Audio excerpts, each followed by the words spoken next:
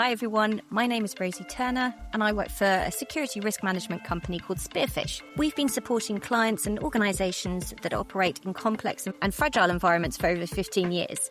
In this series of podcasts, we'll be sharing security updates, assessments and analysis of events across the globe.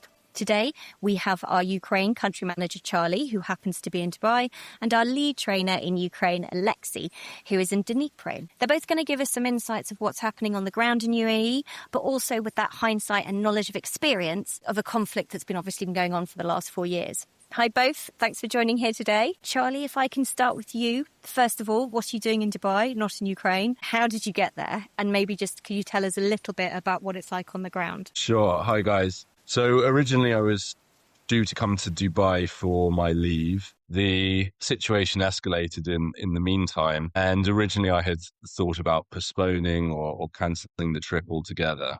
We had a few regional clients in Dubai. And so I made the decision to come anyway and call it a sort of a working leave, should we say. The route was pretty difficult, obviously. The direct flights had all been cancelled. So I came through Istanbul to Muscat in Oman and then over the border to Dubai. So I think it was about 60 hours traveling in total.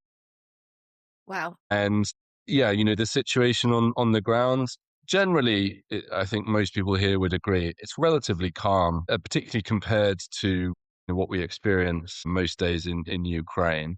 But there's a lot of similarities. The alerting on the telephones, a few explosions heard, shaheds, literally the same weapons that Russia uses against Ukraine, Iran is firing into the UAE as well.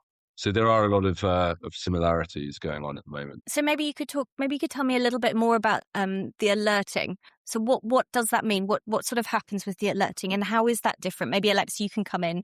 But yeah, what does that mean when you get an alert? So it's literally your phone. It's not a text message. It's not a telegram message or anything. It's literally your phone is getting the alert. The first time you hear it is a little bit unnerving. It is a very loud siren coming from your phone. I've got a work phone and a personal phone, and they're both going off at the same time. You're looking, and the alert is for the first part in Arabic, and then it'll say something like, due to the ongoing security situation, proceed to shelter immediately, or something like that. So yeah, that actually I was relatively familiar with. Alexei, what's it like in Dnipro at the moment? Yeah, hi guys. In Dnipro and in Ukraine in general, well, we live with the Syrians day by day during last 4 years, full-scale invasion. And for a lot of people, it's a routine time. And the problem is there's a lot of people started used to the sirens and the air alert. But we still have a very loud informing on the street with speakers.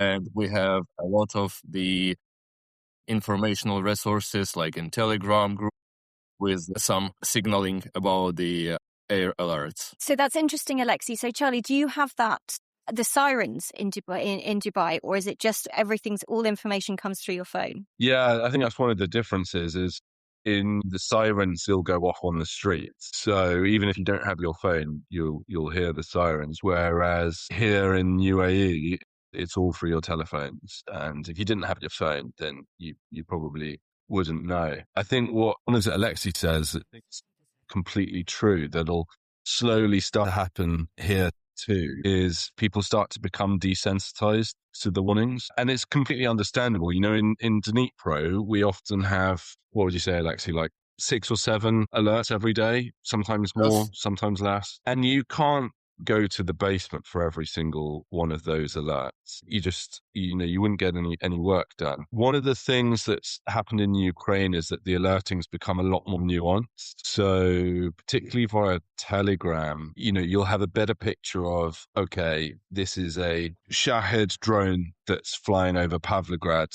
40 kilometers down the road. It's a ballistic missile that's coming specifically to Dnipro. And so you have more of an opportunity. Just let me stop you there, Charlie. Just coming from my point of view, from me, non-operational, what is the difference between ballistic and Shahed, and why would that be so nuanced? Yeah, so, a Shahed drone is, it's a very big drone that carries an explosive warhead. They fly, compared to a missile, quite slowly, I think about 150 kilometers an hour, something like that. So when they're down the road, and if they start coming from, say, Volgograd up to Dnipro, you have plenty of warning about them. The ballistic missiles, they have much larger warheads and cause a lot more damage. And they're just flying so fast that if you get a warning that one has crossed the border from Russia into Ukraine, it'll be in Dnipro in, 30 seconds, a minute. So yeah, your ability to respond to a ballistic missile is a lot less. But yeah, I think, these days in Ukraine, we're kind of used to being like, right, okay, that alert we can disregard, but this one's actually quite important and I might need to move to shelter for that. And on top of that, we're now familiar with where our shelters are or what kind of shelter we need. Do we need to be underground, or can I be a little bit more flexible and perhaps just go into the corridor or the bathroom or something like that? And I think in the UAE at the moment, all of the alerts are like blanket alerts. It's just due to the ongoing situation, the text is literally the same. Due to the ongoing situation, proceed to shelter. And yeah, one of the dangers is that if people become desensitized to that, they start ignoring all of them, when actually we can be a little bit more nuanced. And do people know what that means, what that action is to go down to your shelter? Do you think who is giving people the information? If you work for an organization and you're sitting in office, are people aware of where to go and what to do? Or if you're sitting at home, how is this sort of put together? Well, I think in the UAE, because it's all quite new, people maybe don't know what good shelter is. Whereas in Ukraine, people have unfortunately got very used to that. I don't know, Alexi, do you want to talk about what kind of shelters you have available around you and what you use? Yes, of course. When the war started, we used only or a basement or a underground car park, but now we have a lot of the concrete shelters near the critical infrastructures, like near train station, bus station, or post offices, etc. So now in all the city, you can find a lot of these shelters, and it gives people the chance to find the nearest when they hear the siren, because this air alert, the big benefit what the peoples can find in this situation, it's a time to prepare for the potential rocket or Shahed's attack and protect themselves. Yeah, and I think actually that's a really good point, is that in Ukraine, there are a lot of prefab shelters that have been put at sort of important points around the city. So, there's one right in the central square next to McDonald's, there's one at the train station. And so if people need to get to shelter quickly, there's a lot of these prefabs, whereas that's not the case in the UAE. Maybe that'll change. I mean, I imagine if this situation goes on for longer, maybe the UAE might think about that. I guess one of the other things is that in Ukraine, okay, not every city has a metro, but Kiev, Kharkiv, Dnipro does. Dnipro, as everyone knows, is a little bit of a joke, but there are at least some metro stations, whereas in the UAE, I might be mistaken, but every time I've taken the metro in the UAE, I've always been above ground. So you might not get protection from the metro in the same way that, say, like in Kiev, there's very often a metro station. And then, yeah, the other thing is the sort of Soviet architecture in Ukraine will have a basement, whereas in the UAE, okay, maybe some of the big corporate offices might have underground parking, or the hotels might have underground parking, but finding basements is a little bit harder here. Yeah, I'm also thinking sort of the other comparisons, early stages, this word that you were using, Charlie, earlier, this infosphere. So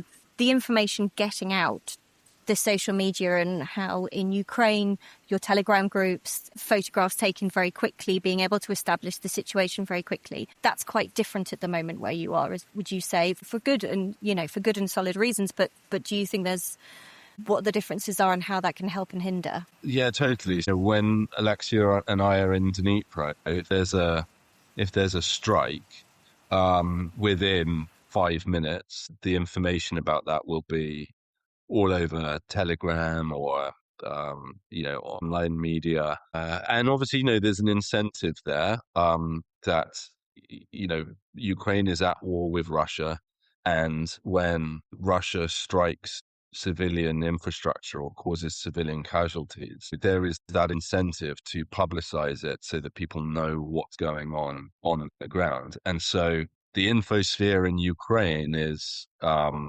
it's super fast and there's tons of information. I think the opposite is true in the UAE. The infosphere is very restricted. There are very harsh penalties for sharing photos or videos of strikes. And I think part of that is, again, because of the politics. The UAE is not at war with Iran. And the UAE relies very heavily on foreign investment, foreign nationals living here, working here, tourism as well. And so that incentive to publicize the aftermath of attacks, there's no incentive to do that. So as a result, you might hear an explosion, but getting out your phone and trying to find out what happened is a lot more difficult than it is in Ukraine. To a degree, it does keep people calmer. I think most people who wanted to leave and leave quickly did so. And so as a result, you've got people who actually want to continue their operations here. But yeah, that infosphere is very different. Okay, it's interesting. So just talking about that sort of continuation and continuously trying to operate and work and live in Dubai, just to kind of wrap this up. So Alexi, if I come to you first, if you're an organization or an individual, you're in week 3, I think we're in now, what would be your 3, 4, 5 big top headings that you would be thinking of? Well, moving in, this could be going on for a while, might not be. What would you be thinking? Well, first of all, I think all of people need to understand that this threat of rockets or Shaheds or other drones attack still actual. So we need to remember that the war continues. And if or when you hear the air alerts, this is your first and basic signaling to start to do something. So first of all, I think we need to understand that we can move immediately from this potential risk zone.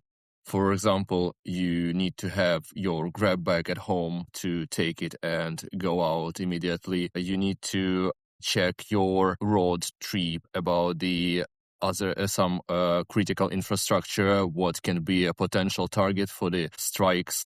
You need to check the evacuation plan, not only with your organization, but with your family, because if something happens and you lost your home, all of your family need to understand what is the point for evacuation you will use. So yeah, I think this is the basic points from Ukraine scenario. Excellent. Thank you, Alexi. And Charlie, what would you add to that? Yeah, I think Alexi's spot on. I think there is the corporate level security strategy that needs to be thought out on the corporate level. Are we staying here? Are we going to work from home and hibernate? Or are we going to try and relocate or evacuate? And how do we decide between those decisions or between those options? And that might be a corporate responsibility. But as Alexi was saying, there's so much stuff individual, that sort of tactical level that people need to think about for themselves. And it's mainly the stuff that happens like in the first 30 seconds after a strike. Our office got hit in Dnipro. The building was fragged all the way up the side. And I tell you, in that first 10 seconds and your heart's racing and you're thinking, okay, what do I do? You've got to have that plan ready. Where is my first aid kit and where am I going? It's very easy not to have that plan in place. And, you get caught out on a Wednesday night watching TV and once the blood's pumping round, it's very easy just to kind of lose your head and not know what to do. So having those more tactical level preparations in place is really just as important as having that sort of corporate level security strategy. No, excellent. Okay, guys, this has been really useful for me and hopefully really useful for people who are going to be listening. But as always, both of you stay safe and stay in touch, and speak to you both soon. Thanks very much for your time. Thank you. Thank you. See you.